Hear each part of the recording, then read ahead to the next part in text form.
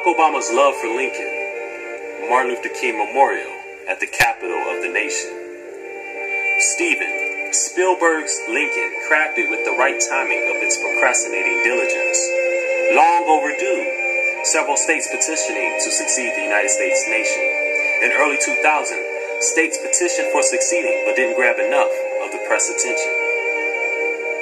Technology and innovation, the growing influential relation between mainstream media and the internet generation.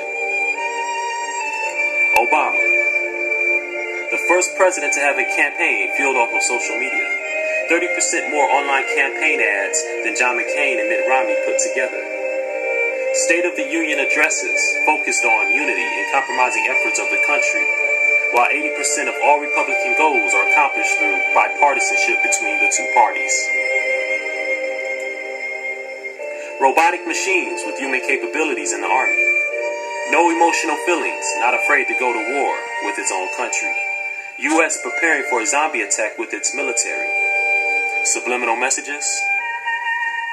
Lincoln as a vampire hunter in the movies. Spielberg's comparison of Obama and Lincoln itself is scary. Abraham Lincoln versus zombies, Confessions of a Self-Hating Jew documentary. Israeli-Palestinian conflict rises with missile launches, an all-out ground war between Zionists and Hamas. Presidential meetings with Myanmar, where cell phones don't work and oil and gold is under their earth. Lifting United Nations sanctions with his pledge to end military ties with North Korea and opening up to Western civilizations. With Kim Jong-il gone, is Kim Jong-un strong? Swiss educated and possible Rothschild pawn? Would go to him head on, but North Korea's pride is too strong. Decreasing their military efforts through Myanmar is just another tactic of war.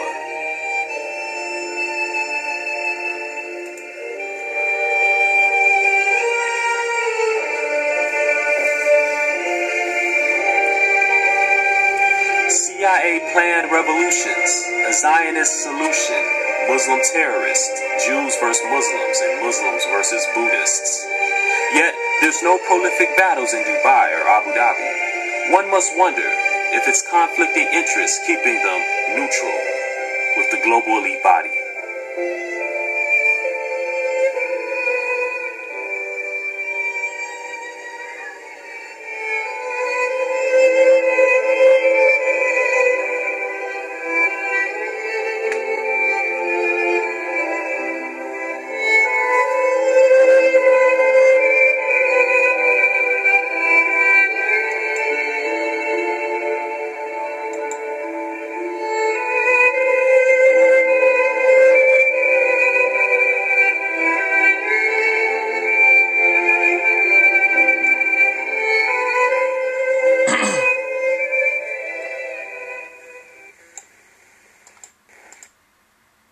We shouldn't believe a thing any political candidates say. They fill our heads with lies, got us hypnotized when they speak in cold words about crime and poverty, drugs, welfare, prisons, healthcare, education, guns, and robbery.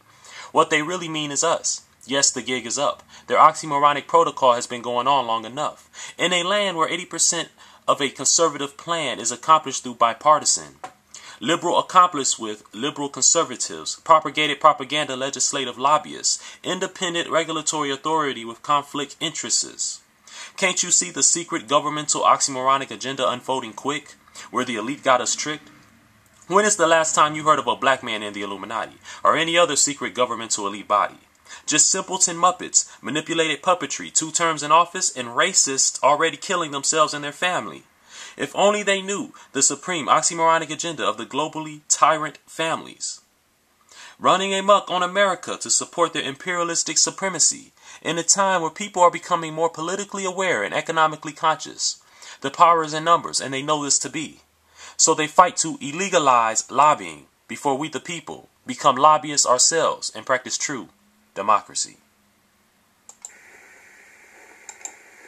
Nobody bothered to ask who dressed him up and put him out there.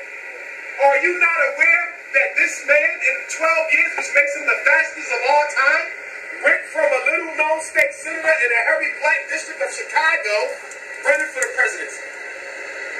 Running for the presidency. He's been in the Senate for 3 years. He's been running for president for 2 of the 3, which means he's only been doing work for 1 year. What black man you know could run for president of the United States and have only been active as a senator for a year? Why is it in 2004 the Democratic National Convention gave Barack Obama the keynote speech? He was only a state senator.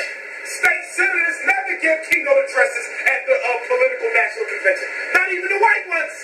But he did it as the state senator of Chicago. Why? Because they chose him before you knew him. And by giving him the 04 speech and guaranteeing that he would beat Alan Keyes for the U.S. senatorial spot from Illinois, and then the rest was history. See, when Obama moved to Chicago, he tried to unseat former Black Panther Bobby Rush. Bobby Rush blew him out the water in the election. He told him he would spank him and then spanked him. In fact, he said something to the fact, who the hell does white boy think he is coming into my district? He don't know the first thing about black people. He was raised as a white man. And then he spanked him. So the Democratic Party stepped in and said, he's not going to make it if we leave it up to his own measure. So they gave him the DNC keynote. And so he didn't even have to worry about being a state senator no more, because in a few months he was running for U.S. senator, the 3rd in history. Now when we look at the financial backing of Obama, you see that his #1 campaign contributor happens to be the only bank on Wall Street that hasn't floundered. Goldman Sachs has given Barack Obama more money than everybody else put together. Most of his contributions did not come from poor people on the street. It came from rich, white, old money. Rich, white, old money. Don't listen to what they tell you on CNN. CNN is owned by the corporations. You got to do the research. Why is Goldman Sachs the most powerful bank on Wall Street, the United States chief investor abroad? Why are they putting so much money behind this half-Negro? Why? Because they know that the families that run America have been eyeing Obama for the past 4 years, because they see something in him that would allow them to take white supremacy to the next level.